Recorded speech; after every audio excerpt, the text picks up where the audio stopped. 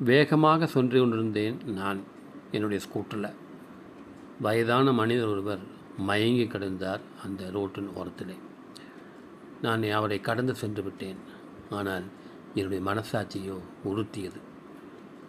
நீ மயங்கி கிடந்தால், யாராவது வரவில்லை என்றால் எப்படி யோசிப்பாய்? அன்பானவர்களே, போய் உடனே நிறுத்திட்டு என்னுடைய வாட்டர் பாட்டிலையும் என்னுடைய பேக்கை எடுத்துகிட்டு போனேன். சுற்றியில் பலர் நின்று கொண்டனர். ஆனால் அவர் கையில் தண்ணீரோ மற்ற எதுவுமே இல்லை.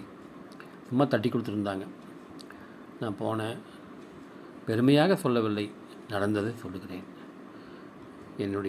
நான் குடிக்க வைத்திருக்கும் தண்ணீரை அவருக்கு கொடுத்தேன்.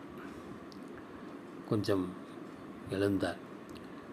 உணவு உண்டு 2 நாளாயிற்று என்றார். உடனே நான் என்னிடத்தில் எனக்கு பசியாயிருந்தால் சாப்பிடுவதற்கு ஒரு ஆப்பிளை வைத்திருந்தேன். அதை சந்தோஷமாக எடுத்து கொடுத்தேன். அன்பானவர்களே, இந்த உலகத்திலே இப்படிப்பட்ட வாய்ப்புகள் நமக்கு கிடைக்கும்போது அதை நாம் பயன்படுத்தி கொள்ள வேண்டும். தேங்க்யூ.